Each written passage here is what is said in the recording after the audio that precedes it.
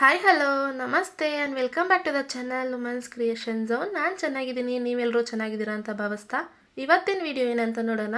ಅದಕ್ಕಿಂತ ಮುಂಚೆ ಇದೀಗ ನಮ್ಮ ಚಾನಲ್ನ ಫಸ್ಟ್ ವಿಸಿಟ್ ಮಾಡಿದರೆ ಪ್ಲೀಸ್ ಚಾನಲ್ನ ಸಬ್ಸ್ಕ್ರೈಬ್ ಮಾಡಿ, ಹಾಗೆ ವಿಡಿಯೋನ ಕೊನೆವರೆಗೂ ನೋಡಿ. ನಿಮ್ಗೆ ಇಷ್ಟ ಆಗಿದ್ರೆ ಲೈಕ್ ಶೇರ್ ಆ್ಯಂಡ್ ಸಬ್ಸ್ಕ್ರೈಬ್ ಮಾಡೋದನ್ನ ಮರಿಬೇಡಿ ಗಾಯ್ಸ್. ತುಂಬ ಜನ ವೀಡಿಯೋಸ್ನ ನೋಡ್ತಾ ಇದ್ದೀರಾ, ಬಟ್ ಸಬ್ಸ್ಕ್ರೈಬ್ ಮಾಡಿದ್ರೇ ನೋಡ್ತಾ ಇದ್ದೀರಾ. ಸೊ ದಯವಿಟ್ಟು ಸಬ್ಸ್ಕ್ರೈಬ್ ಮಾಡ್ಕೊಳ್ಳಿ, ಹಾಕ್ತಾನೆ ನಮಗೂ ಮೋಟಿವೇಟ್ ಆಗುತ್ತೆ ನೆಕ್ಸ್ಟ್ ಡಿಸೈನ್ ನಿಮಗೆ ಕೊಡಬೇಕು ಅಂತ. ಸೊ ಸಪೋರ್ಟ್ ಮಾಡಿ, ಹಾಗೆ ಸಬ್ಸ್ಕ್ರೈಬ್ ಮಾಡಿಕೊಂಡು ಆಲ್ ಅನ್ನೋ ಆಪ್ಷನ್ ಸೆಲೆಕ್ಟ್ ಮಾಡ್ಕೊಳ್ಳಿ. ಆಗ್ತಾನೆ ನಾನು ಮಾಡೋ ಒಂದೊಂದು ವೀಡಿಯೋ ನಿಮ್ಗೆ ನೋಟಿಫಿಕೇಷನ್ ಆಗಿ ಹೊರಗೆ ಬರುತ್ತೆ.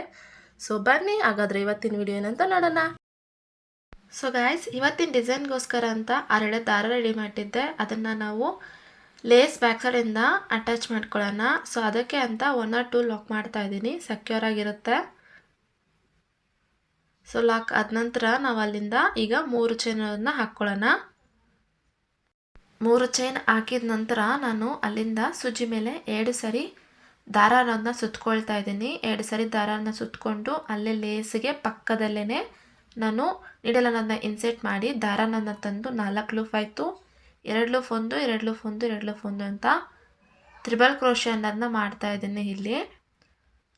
ಸೊ ನಾವು ಇಲ್ಲಿ ಲಾಕ್ ಮಾಡಬೇಕಾದ್ರೆ ತುಂಬ ಹತ್ತಿರದಲ್ಲೇ ಮಾಡಬೇಕು. ಹಾಗೆಯೇ ಇವಾಗ ನಾವೇನು ಫ್ಯಾಬ್ರಿಕ್ ಅಥವಾ ಲೇಸ್ ಯೂಸ್ ಮಾಡ್ತಾ ಇದ್ದೀವಲ್ಲ, ಆ ಲೇಸಿಗೆ ತುಂಬ ಮೇಲ್ಗಡೆನೇ ನಾನು ನೀಡಲನ್ನು ಇನ್ಸೆಟ್ ಮಾಡ್ತಾ ಇದ್ದೀನಿ. ಅಂದರೆ ಸ್ವಲ್ಪ ನಾವೇನು ಥ್ರೆಡ್ ಕಲರ್ ಯೂಸ್ ಮಾಡ್ತಾ ಇದ್ದೀವೋ ಅದು ಹೈಲೈಟಾಗಿ ಕಾಣಿಸೋ ಥರ.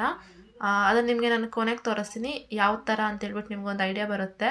ಸೊ ಈಗ ನೋಡಿ, ನಾನು 2ನೇ ಟೈಮು ತ್ರಿಬಲ್ ಕ್ರೋಶೆ ಅನ್ನೋದನ್ನ ಮಾಡ್ತಾ ಇದ್ದೀನಿ.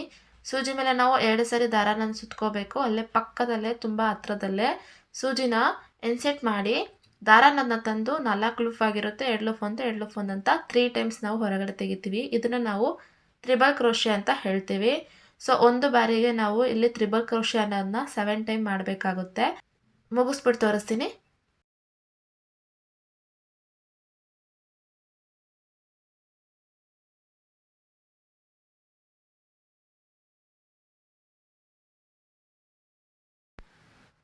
ಸೊ ಈಗ ನೋಡಿ ಮುಗ್ದಿದೆ. ಅಂದರೆ ನಾನು ಆ 7 ಬಾರಿ ಹಾಕಿದ್ದೀನಿ. ಒಂದು ತ್ರಿಬಲ್ ಕ್ರೋಶೆ ಟೈಮಲ್ಲಿ ನಾನು 7 ಟೈಮ್ಸ್ ತ್ರಿಬಲ್ ಕ್ರೋಶೆ ಅನ್ನೋದನ್ನ ಹಾಕಿದ್ದೀನಿ. ಸೊ 7 ಬಾರಿ ತ್ರಿಬಲ್ ಕ್ರೋಶೆ ಅನ್ನೋದು ಆದಮೇಲೆ ಒಂದು ಸ್ವಲ್ಪ ದಾರನನ್ನ ಸ್ವಲ್ಪ ಮೇಲೆ ಮಾಡಿ ಈ ಥರ ಒಂದು ಬೀಡನ್ನು ಇನ್ಸೆಟ್ ಮಾಡ್ತಾ ಇದ್ದೀನಿ. ಬೀಡ್ ಇನ್ಸೆಟ್ ಆದ ನಂತರ ಬೀಡ್ ಲಾಕ್ ಅನ್ನೋದನ್ನ ಮಾಡಿಕೊಂಡು ಹಾಗೆಯೇ ಸೂಜಿ ಮೇಲೆ 2 ಸರಿ ನಾನು ದಾರನನ್ನು ಸುತ್ತಕೊಂಡು ನೆಕ್ಸ್ಟ್ ತ್ರಿಬಲ್ ಕ್ರೋಶೆ ಅನ್ನೋದನ್ನ ಕಂಟಿನ್ಯೂ ಮಾಡ್ತಾ ಇದ್ದೀನಿ. ಬೀಡ್ ಎಷ್ಟಿದೆಯೋ ಅಷ್ಟೇ ಉದ್ದಕ್ಕೆ ನಾನು ಇಟ್ಟು ನೆಕ್ಸ್ಟ್ ನೀಡಲನ್ನು ಲೇಸಿಗೆ ಅಟ್ಯಾಚ್ ಮಾಡ್ತಾ ಇದ್ದೀನಿ, ಅಂದರೆ ತ್ರಿಬಲ್ ಕ್ರೋಶೆ ಮಾಡ್ತಾ ಇದ್ದೀನಿ. ಸೊ ಗೈಸ್, ಇದೇ ಬೇಸ್ ಲೈನ್ ಆಗಿರುತ್ತೆ. ಅಂದರೆ ನಿಮಗೆ 7 ತ್ರಿಬಲ್ ಕ್ರೋಶೆ ಆದ ನಂತರ ಒಂದು ಬೀಡು, 7 ತ್ರಿಬಲ್ ಕ್ರೋಶೆ, ಒಂದು ಬೀಡು, 7 triple crochet. So base line ಬಂದು ಇದೇ ಆಗಿರುತ್ತೆ. ಸೊ ಬೇಸ್ ಲೈನ್ ಮುಗಿಸ್ದೆ. ಈಗ 2ನೇ ಲೈನ್ಗೆ ನಾನು ಬಂದಿದ್ದೀನಿ, ಅಂದರೆ ಬೇರೆ ಕಲರ್ ಯೂಸ್ ಮಾಡ್ತಾ ಇದ್ದೀನಿ. ಸೊ ಈಗ ಏನು ಮಾಡಬೇಕಂದ್ರೆ ಇಲ್ಲಿಂದ ನಾನು ಸ್ಟಾರ್ಟಿಂಗ್ ಲೈನ್ ಅಂತ ಅಂದ್ಕೊಳ್ಳೋಣ. ಸೊ ಅಲ್ಲಿಂದ ನಾನು ಬೀಡಿರೋ ಕಡೆ 4 ಚೈನನ್ನು ಹಾಕಿ ಒಂದು ತ್ರಿಬಲ್ ಕ್ರೋಶೆ ಮಧ್ಯಕ್ಕೆ ನಾನು ಲಾಕ್ ಅನ್ನೋದನ್ನ ಮಾಡ್ತಾ ಇದ್ದೀನಿ. ನೀವು ನೋಡಿದ್ರಂದರೆ ಗೊತ್ತಾಗುತ್ತೆ. ಅಂದರೆ ಬಿಫೋರು ಆಫ್ಟರ್ ಬಂದು ಲಾಸ್ಟ್ ಏನಿದೆಯೋ ತ್ರಿಬಲ್ ಕ್ರೋಶೆ, ಆ ತ್ರಿಬಲ್ ಕ್ರೋಶೆಗೆ ನಾನು ಲಾಕ್ ಅನ್ನೋದನ್ನ ಮಾಡ್ತಾ ಇದ್ದೀನಿ.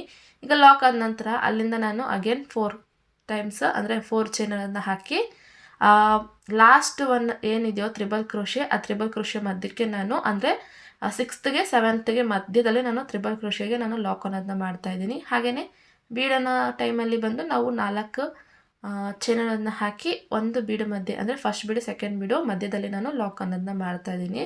ಸೊ ಇದು ಬಂದು ಸೆಕೆಂಡ್ ಲೈನ್ ಆಗಿರುತ್ತೆ. ಸೆಕೆಂಡ್ ಲೈನ್ ಕೂಡ ಏನಕ್ಕೆ ಅಂದರೆ ನಾವು ಬೀಡು ಕೆಳಗಡೆ ಬಂದು ಆರ್ಚ್ ಮಾಡೋದಕ್ಕೋಸ್ಕರ ನಾವು ಸೆಕೆಂಡ್ ಲೈನ್ನ ಯೂಸ್ ಮಾಡ್ತಾ ಇದ್ದೀವಿ. ಸೊ ಈಗ ನೋಡಿ, ನಾನು ಫುಲ್ ಕೊನೆವರೆಗೂ ಮುಗಿಸ್ದೆ. ಆಮೇಲೆ ನೆಕ್ಸ್ಟ್ ಕೂಡ ಇದೇ ಕಲರ್ ಆಗಿರೋದ್ರಿಂದ ನಾನು ಬಂದು ಎಲ್ಲಿ ಕಟ್ ಅನ್ನೋದನ್ನ ಮಾಡ್ದಿರಾ ಹಾಗೆಯೇ ಡಿಸೈನನ್ನು ಶುರು ಮಾಡ್ತಾ ಇದ್ದೀನಿ. ಸೊ ಅದಕ್ಕೆ ಕೊನೆಗೆ ಬಂದಾದಮೇಲೆ ಅಲ್ಲಿಂದ ಒಂದು ಎಕ್ಸ್ಟ್ರಾ ಚೈನನ್ನು ಹಾಕಿ ಸೂಜಿ ಮೇಲೆ 1 ಸಾರಿ ದಾರನ ಸುತ್ತಕೊಂಡು ನಾವೇನು ಬೀಡ್ ಕೆಳಗಡೆ 4 ಚೈನ್ ಹಾಕಿದ್ವೋ ಆ 4 ಚೈನ್ ಮಧ್ಯದಿಂದ ನಾನು ದಾರನನ್ನು ತಂದು 3 ಲೂಪ್ ಆಯಿತು, 2 ಲೂಪ್ 1 2 ಲೂಪ್ 1 ಅಂತ ಡಬಲ್ ಕ್ರೋಶೆ ಅನ್ನೋದನ್ನ ಮಾಡ್ತಾಯಿದ್ದೀನಿ.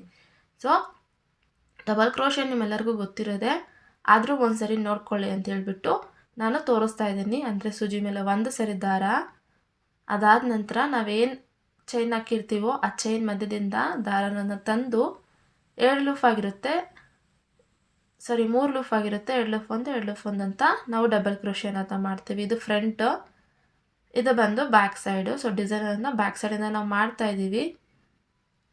ಹೀಗೇ ಫುಲ್ ಮುಗಿಸ್ಬಿಟ್ಟು ನಾನು ತೋರಿಸ್ತೀನಿ ನಿಮಗೆ.